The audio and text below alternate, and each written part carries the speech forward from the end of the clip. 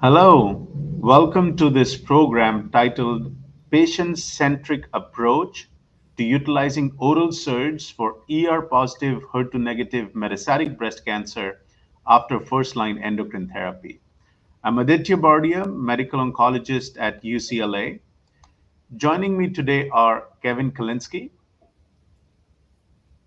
Hi, everybody. Thank you, Aditya. It's good to see everybody. I'm a professor at AMA University Winship Cancer Institute. It's great to join you guys today. And Leslie Fallowfield.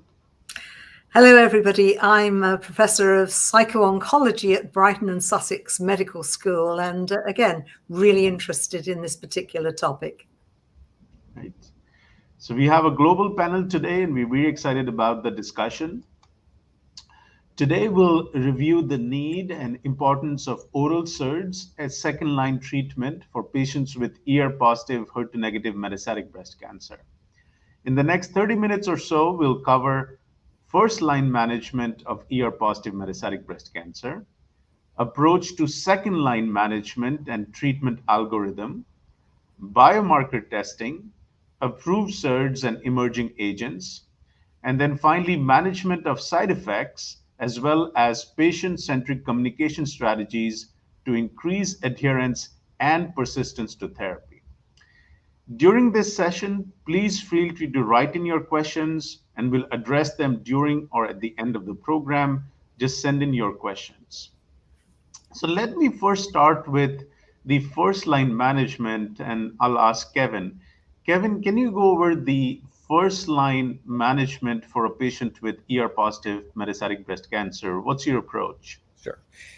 I think about a few things when deciding what therapeutics to consider first line. So for instance, if patients have endocrine sensitive disease, and by that I mean, might have received hormonal therapy in the operable setting, if they did not have a tumor that had recurred within, a year of completion of their operable therapy, oftentimes we're utilizing agents like aromatase inhibitors for our patients. If patients have endocrine resistant disease, meaning it recurred while on an aromatase inhibitor or shortly thereafter, often within that 1 year time period, then sometimes we think about utilizing fulvestrant, which is an intramuscular selective estrogen receptor downregulator. And for our patients, we are often utilizing CDK4/6 inhibitors in combination with these endocrine approaches, just given that we see this improvement in median progression-free survival across all of the studies, and a number of them showed an improvement in overall survival as well. And I was just thinking about how back when I was a fellow a long, long time ago, how for our patients that we were worried about, if they had visceral disease or quote unquote impending crisis, visceral crisis, or they were very symptomatic, it used to be we would start these patients with chemotherapy. But we've even seen from studies like the Right Choice study that giving combination of hormonal therapy, CDK4/6 inhibitor was better than giving doublet chemotherapy. And it just is highlighting the evolution of how we treat these patients in the frontline setting. Absolutely, certainly changed over time, and CDK4/6 inhibitors have become the preferred combination therapy with endocrine therapy in the first line setting. And I guess pretty much everyone gets a CDK4/6 inhibitor unless there's a concern that there could be difficulty in tolerability with a CDK4/6 inhibitor. And I fully agree with you. In general, even with patients with a lot of visceral disease, I tend to use CDK4/6 inhibitor. The only time I've used chemotherapy is if a patient has visceral dysfunction, when it is not safe to use a CDK4/6 inhibitor like elevated bilirubin or creatinine. But outside of that, it's CDK4/6 inhibitor. Yeah. So I totally agree with that. The other point just highlighting is the responses, right? The responses we can see with hormonal therapy and CDK4/6 inhibitors in that 50 to 60% range, it can be quite active. absolutely, which was a concern with endocrine therapy alone in patients with a lot of visceral disease, that it might work, but it could take time and you want a quick response. but we see that with a CDK4/6 inhibitor. Any thoughts on choice of CDK4/6 inhibitor? We've seen some differences in PFS and overall survival.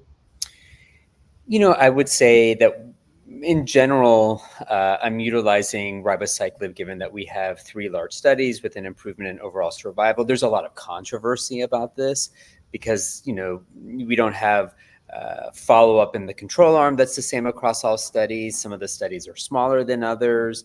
And so I tend to use ribociclib, though I will also say that sometimes it's dependent on the patient, right? If it's a patient that I'm concerned about drug-drug interactions, or a patient has a prolonged QTC, I have concerns about ribociclib. If a patient has neutropenia at baseline, I may be concerned about palbociclib or ribociclib and utilize abemaciclib. So it can be a little bit dependent, but I tend to utilize ribociclib as the preferred agent now, just with the studies. What about you? Do you have a similar approach? Absolutely, a similar approach, given the improvement in overall survival we've seen. But if need to use palbociclib, that could certainly be used in this setting. So that's a good segue into second line management. Let's say you have a patient, first line ER positive metastatic breast cancer, de novo metastatic disease, receives, say, letrozole plus palbociclib in the first line setting, and then 2 years later has disease progression. What would be your approach to the second line setting, including continued use of CDK4/6 inhibitor? Kevin, you've done research in this area, the maintain study, and there are other studies as well. So could you go over your approach? Sure. I think you highlighted that this patient was on their CDK4/6 inhibitor and hormonal therapy for 2 years. I think that is informative. It shows that the patient has had some endocrine sensitive disease. I do think, consideration of sites of METs, size of those sorts of things are part of the consideration. And, this is an ever evolving field. We have data with single agent elacestrant in those patients who have an ESR1 mutation. And there is particular benefit for those patients like this who are on their hormonal therapy and CDK4/6 inhibitor for at least a year. We also have data for patients who have alterations in the PI3K/AKT pathway. We have fulvestrant plus capivasertib for patients who have a PIK3CA or AKT mutation or PTEN alterations. We've had alpelisib for patients specifically with PI3K mutations. And then there's this question, Aditya, that you raised about continuation of a CDK4/6 inhibitor. And this has been a field for which up to this point, we have seen really phase 2 trials. We have 2 phase 2 trials of continuing palbo after palbo, but switching the endocrine therapy at the time of progression. And those did not show a benefit of continuing palbociclib. We have the maintain study, which was essentially the majority of those patients, about 90% of patients, switched from palbociclib to ribociclib, and there was this improvement in progression-free survival that was seen. But what we're really waiting for are the results of randomized phase 3 trials, like the post-MONARCH study, as well as EMBER-3. So in post-MONARCH, patients were randomized to fulvestrant with or without abemaciclib directly after progression on an aromatase inhibitor and a CDK4/6 inhibitor. And then we have EMBER-3, which is a 3-arm study, which is essentially looking at fulvestrant or imlunestrant, which is an oral SERD, versus the combination of imlunestrant plus abemaciclib. And those are the studies that I think are really going to define this question about CDK4/6 after CDK4/6 inhibition. And both have been completed and hopefully will be reading out relatively soon. Yeah, and I'm looking forward to seeing the results of those studies because that would potentially further refine our approach in the second line setting. And we've seen the positive maintain study, but there's another study, the PACE study, just recently published in JCO that was negative. Any thoughts as to why there's discrepancy between the studies? Yeah, I think one of the observations in that study, in the PACE study, is there was a difference in the control arm. And so that's really something to keep your eyes looking for in these various post-CDK4/6 inhibitor trials, where you look at the control and PACE, the control did better. So these patients overall seem to have more endocrine sensitive disease and maintain. The control arm did worse. There was a delta of about 2 months or so. The other interesting thing in PACE was there was a third arm of giving fulvestrant plus palbociclib plus avelumab, which is a checkpoint inhibitor, and numerically that triplet seemed to have some real benefit. And there's some data that we have about CDK4/6 inhibition, increase in T cell infiltration. It's hypothesis generating, but it was really quite interesting. And so, Aditya, I wonder about your thoughts in this post CDK4/6 inhibitor world, and how you think about the specific agents that you use as that next line, and incorporation of biomarkers, and whether you always are checking circulating tumor DNA at the time of CDK4/6 inhibitor progression. Do you check it earlier? Just curious about your approach incorporating those assays. Absolutely. And I think the field has evolved over time. In the past, we were using first-line CDK4/6 inhibitor, and the question was, should we continue the CDK4/6 inhibitor? In general, if I do that, I would switch the type of CDK4/6 inhibitor, but eagerly looking forward to post-MONARCH results, because that would be very informative in terms of management in this setting, given that we often use ribo and sometimes palbociclib in the first-line setting. So if you have to switch, you usually would like to go to abemaciclib. But the field has moved on to biomarker testing. I think in the second-line setting, we need biomarker testing to guide therapy selection. Often plasma-based genotyping is used, to your point, Kevin. That's what I use routinely, because it's easier for patients when we do blood-based genotyping. And second, you can do it serially, which can be helpful to identify acquired alterations, which can be missed by just doing sequencing of the primary specimen.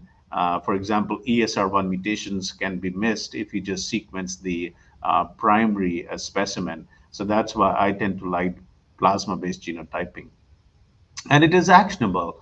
If a patient has detectable ESR1 mutation, you could consider elacestrant as the standard of care therapy. If a patient has PIK3CA mutation, there are two drugs that are approved in that setting. One would be alpelisib with fulvestrant. The second would be capivasertib in combination with fulvestrant.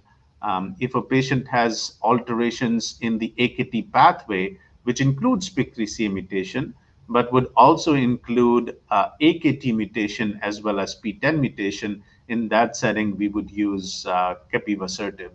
And if a patient has detectable germline BRCA mutation, the use of a PARP inhibitor. So it's very actionable. Whenever we order a test, it's always like, what would we do with the results? Here, it is actionable, and based on the results, we can do therapy selection. So that's why I tend to do that. Leslie, any concerns with biomarker testing, obtaining that, in this setting? Well, obviously, one of the primary difficulties, I think, here is that patients will hear about all these new drugs, and actually trying to explain the rationale, the logic as to why one of the drugs that Mrs. Smith down the road actually had isn't appropriate for them is quite difficult in a clinic setting, when patients are naturally rather fearful about what lies ahead. I think biomarker testing is going to become so routine because it's also so much easier to do now. And hopefully what we'll see is that patients get much more beneficial results from because we're matching treatment more appropriately to them. But I think actually the explanations, as I say, for rationale and logic for different treatments is quite a test, given all the other things you've got to talk about with patients. Absolutely, absolutely. And this was, theory in the past is now practical. Let's say, future is now in terms of precision medicine and choosing these therapies. So let's continue the story. This patient who received CDK4/6 letrozole first line, worked for 2 years, then had disease progression biomarker testing, which showed a mutation in the estrogen receptor or ESR1 mutation, and no other mutation was seen. So, what would be your approach in the second line setting, Kevin? And can you review the approved as well as emerging oral SERDs? Sure. So, there have been, when we started this conversation, I talked about fulvestrant, which is a intramuscular selective estrogen receptor downregulator, or SERD. There are a number of oral SERDs that are in development now. Right now, at this moment, in April 2024, we have one approved oral SERD, that is elacestrant. That approval is based upon data that Aditya has presented and published, that looked at giving elacestrant versus physician choice endocrine therapy. So this was a randomized study in which a good proportion of patients had received prior CDK4/6 inhibitors. And what was seen was that there was this improvement in median progression-free survival.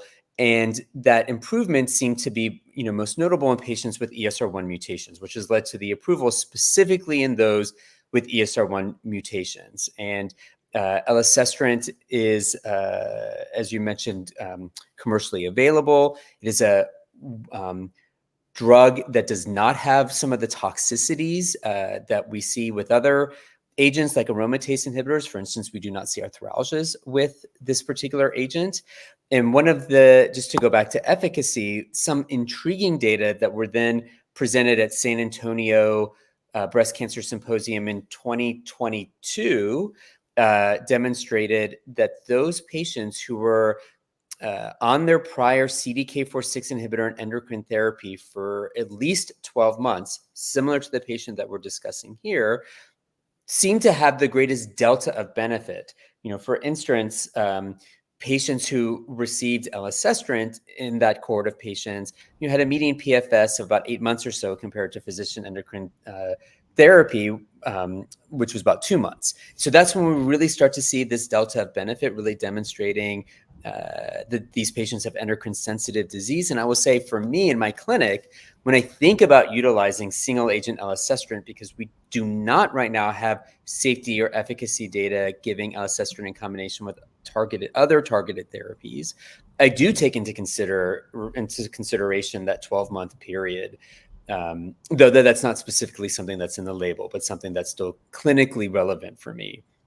Absolutely, that makes sense, especially with a median PFS of close to 8 months. That's impressive and clinically meaningful as well. So very reasonable to consider that surrogate marker. And you brought up the point about combination therapy. While we don't have safety data with combination, sometimes when we do plasma-based genotyping, we do see coexisting mutations. So, for example, if this patient had ESR1 and PIK3CA mutation, how would you approach that setting? Yeah, I think that this is such a hot topic. I was actually going to ask you the same question, but I will answer the questions since you'd asked me first. The way that I approach this, and I really am curious about your thoughts about this. One, I will say at San Antonio this past year that there was some continued evaluation from Emerald where they looked at patients who had PIK3CA mutations, and there was still a benefit of elacestrant compared to physician endocrine therapy. Physician choice endocrine therapy. And I will say the way that I think about it now is if I have a patient who was on for at least a year of their prior CDK4/6 inhibitor, I take into consideration the extent of their disease. If I need a little bit more bang for my buck, I may use something like fulvestrant in combination with capivasertib. But if a patient has relatively slow, indolent disease, bone-only disease, and again, has been on for, their hormonal therapy and CDK4/6 inhibitor for at least a year, then I may think about giving single-agent elacestrant. That's at least how I'm thinking about it now. We do not have cross-trial comparisons, so that's how we have to utilize our clinical judgment. But Aditya, I wonder if you think about that similarly, or if you tend to favor one compared to another in terms of approach. I agree, because previously we didn't have data, but at San Antonio Breast Cancer Symposium 2023, we saw biomarker results from Emerald which showed that even patients who have both ESR1 and PIK3CA mutation, if the prior duration of CDK4/6 inhibitor was more than 12 months, in that setting, elacestrant provided benefit with median PFS that's comparable to what we've seen in other studies. So I do feel comfortable using elacestrant in that setting.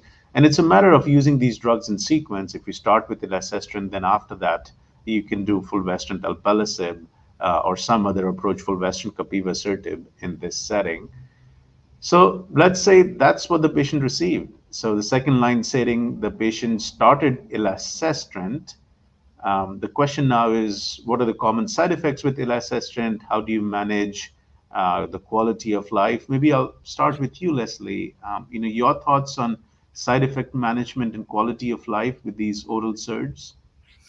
Well, I mean, at the moment, of course, I'm not convinced that we've got sufficient reliable data from some of our trials. We've certainly had most other hormone treatments available for years, and we now know what the profiles are. And everything sort of new initially doesn't look too bad. And it's only, I guess, when you've been using things in clinic for a while that you start to see things emerging. We never realized, for example, that arthralgia was a big problem with AIs until quite a long time through all the trials. I guess sort of one of the things, though, that's really, really important here is that you've been talking a lot and quite rightly about the, sort of benefits of the new therapies that are available to us. But of course, they're only going to be useful if they actually are ingested by the patient. They don't stay in the bottle. If they stay in the bottle, nobody's going to benefit. And one of the things I worry a little bit about, given that we know side effects and unaddressed side effects really do reduce adherence, one of the things I worry about is that patients who are in a clinical trial setting are rather different from people outside of clinical trials. And we know from lots of work that's been done that particularly our older patients are on truckloads of other drugs, polypharmacy. They don't get anywhere near a trial. And the more drugs that people are taking and the more oral drugs that people are taking, the less likely it is that they will adhere to the drugs that you really want them to take. We know that dosing, for example, has a big effect on people. If you're only taking a drug once a day, you're more likely to adhere. But how often do you in clinic ask people about polypharmacy, how many drugs they're taking, and whether or not they ever forget or choose not to take them? That's a great point. That's a great point, especially given many of our patients are on multiple drugs, and it's important that it's almost like prioritization. If you're unable to take all the drugs, don't forget the ones that are really important. That is so, so important. And I really wish I could hear more clinicians say that to patients, because a lot of patients I talk to, they pick and mix a bit. Well, on Thursdays, I take the little blue ones, and on Wednesdays, I take the red ones. And I mean, also, I don't think we recognize the many burdens that are associated with the different types of drugs. When I ask clinicians what size drugs are, for example, do you know what the size of bisphosphonates are like? Oral bisphosphonates, they're like horse pills, and patients don't take them regularly. So I think if we're going to really, really see benefits of all these new treatments, we've got to first of all address polypharmacy, check what patients are on, and actually we can take some patients off some of these drugs because they're not often monitored sufficiently. We need to help educate them a little bit about which ones are really, really important, and actually address the side effect profiles that they are experiencing. Vasomotor complaints are the primary reason why in a chemoprevention, an adjuvant, and an advanced setting, women don't take endocrine treatments. And despite the fact that, we don't like fulvestrant, although, for all sorts of reasons, at least you knew it was going into the patient. Whereas the new oral SERDs, we've got to really work hard to make sure that patients take them. Yeah, yeah, it's a good point, and it's almost like, show me the pill in terms of knowing what the pill size is and the frequency is. These are all important considerations.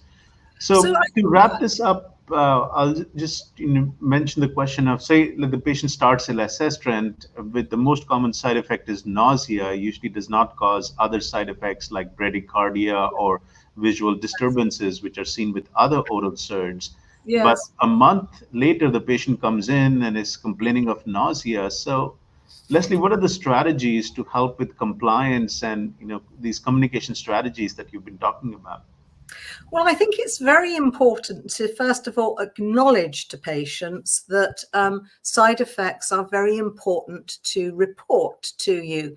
We know that if you warn patients about the potential for different side effects, they're more likely then to report them to you, and they're more likely to adhere if they know that the reason you want them to report them is that sometimes we can do something about it. So I think one of the most important strategies is always to say to patients, look, we're really excited about these new drugs. We do think they're going to give you all sorts of benefits. But the downside is, of course, with anything, that some patients do have certain side effects. So it's really important you tell me or the nurse every time you come along what is actually causing you problems. It might seem insignificant, but we can always find something that we might be able to offer you. That way it's more of a collaborative discussion between the patient and the doctor. The patient isn't scared that you'll just take them off the drug because there might be something that can help, and it means they're more likely to not just adhere but persist for the treatment time that you actually have recommended to them. Yeah. I think also we know that sometimes actually having, if you've got a specialist nurse, to call the patients up regularly and ask them if they're having any problems with taking the drugs so that we can help. I think it's stressing the positive. Sometimes I think a clinical scientist gets very excited about the benefits and underestimates the toxicities that will affect adherence. Absolutely. And these become really important considerations as these drugs are moving to the adjuvant setting, where compliance, adherence would be a key determinant of success. You would not benefit from a drug if you don't take the drug. So thanks so much. I wonder if I could just say, actually, just a couple of extra things, which is that I always think it's a useful thing to say to patients, how easy do you find it to swallow pills? That's a key question. And also then to say, sometimes patients tell me that they forget to take them. Does that ever happen to you? And that can segue quite easily into, do you sometimes choose not to take them? It's a complicated area, but I'm sure we could do better at it. That's a very good suggestion and very non-judgmental as well. Showing an example that patients tell me this. Has this happened to you? But that can help address that question. Excellent. I'll remind the audience again, if you have any questions, feel free to send in your questions using the chat function. As you're thinking of questions, maybe I'll start with the first one to Dr. Kalinske, and that's with the different oral SERDs, maybe with elacestrant. Have you used the drug, and how's your experience been with elacestrant? Yeah, anecdotally, it has been the side effects that we've seen have been what we've discussed has been, gastrointestinal issues, potentially nausea. We've not seen photopsia, as you'd mentioned, that we can see with other oral SERDs that are in development. No cardiovascular issues in particular. What I mean by that is QTc alterations. And so I would say that it's been tolerated. Again, we've been giving it as single agent. And really been particularly used in those patients who are on their prior endocrine therapy and CDK4/6 inhibitors for at least a year. That's great. Great to hear.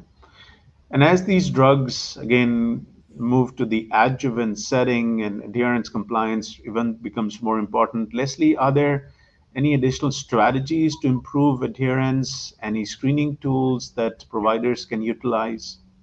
Yes, actually, there are quite a few good things that you can use in a clinic. There's something, an 8-item screening tool designed, it's called Make Medicines Work For You, but it actually, these 8 questions allow you to predict really with quite a degree of accuracy who's likely to non-adhere. And I guess you don't have to be a behavioral scientist to recognize that in an adjuvant setting, the first thing that a patient will experience when they're taking their drugs are side effects. The benefits are very distal and might not ever be realized. So the proximal side effects, experiences are going to influence whether people take things or not. So always probe and ask people and remember to address their side effects. That's a great point. In the metastatic setting, you can look at scans, you can get tumor markers, but in the adjuvant setting, you don't see the efficacy, but you do experience the side effect. It's great. We're right on time. This was a excellent discussion. Thank you, Kevin. Thank you, Leslie. Thank you all for participating in this activity. I hope you found this helpful. Feel free to reach out if there are any questions. You'll find useful tool and resources on the right-hand side of this page. Thank you again for joining today.